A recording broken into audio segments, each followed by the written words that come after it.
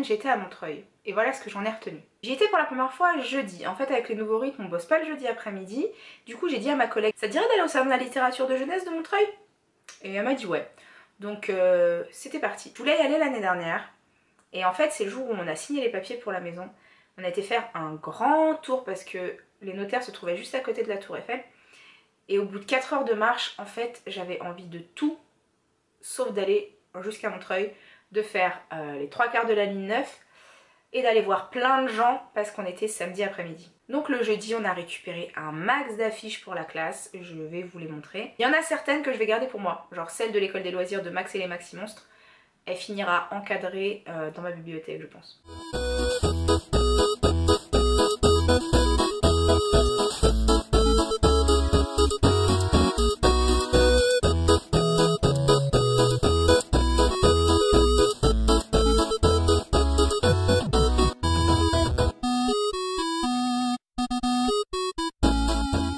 J'ai acheté jeudi 3 livres. Je me suis fait crier par mon chéri parce que c'était 3 livres pour la classe. Forget That I'm Famous et deuxièmement The Lake Monster. Donc ils sont 2 livres où en fait, je vais vous montrer ça, on a un chapitre en français et le chapitre suivant est en anglais.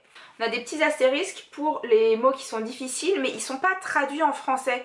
Ils sont en fait définis, donc c'est des définitions en anglais qui nous aident à les comprendre, mais il n'y a pas de traduction et ça c'est très bien, comme je vous l'ai déjà dit, j'aime pas les traductions. Je pense que je vais lire celui-là du coup en lecture offerte pour qu'ils comprennent.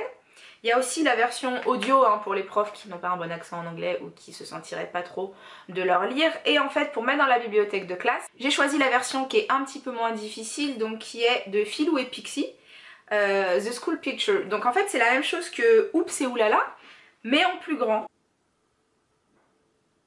Voilà, donc on comprend que forgot, c'est oublier. Ça permet, donc on a Pixie qui parle en anglais, Philou qui parle en français.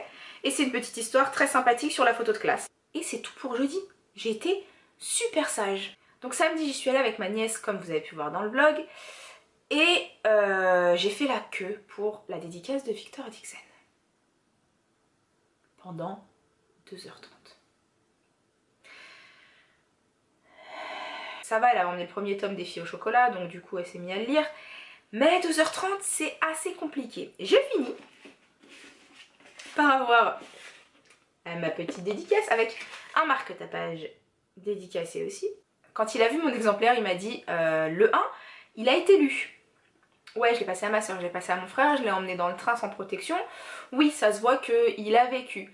Je lui ai dit où j'en étais dans le 3, c'est-à-dire un moment clé, et j'étais dégoûtée de m'être arrêtée là ce matin. J'attendais qu'une chose, c'était rentrer pour finir de le lire.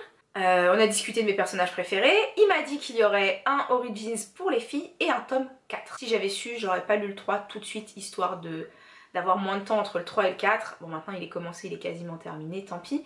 Ensuite il a vu que ma nièce avait des livres, donc il lui a demandé ce qu'elle avait acheté, est-ce qu'elle s'était fait dédicacer.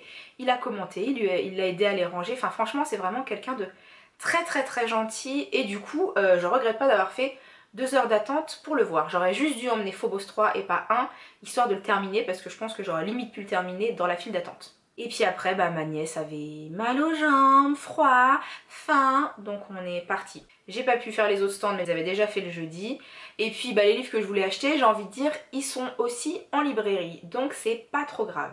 C'était sympathique, trop court, donc je pense que j'irai l'année prochaine le mercredi, le vendredi après-midi, puisque ça sera le vendredi après-midi notre jour de libéré, le samedi et peut-être même le dimanche, histoire de vraiment prendre le temps, pouvoir discuter, et puis pouvoir dire bonjour aussi aux gens que j'ai reconnus mais à qui j'ai pas été parler. Donc voilà pour le salon de Montreuil 2016. Demain je reprends le programme habituel avec des idées cadeaux pour les personnes qui n'aiment pas lire.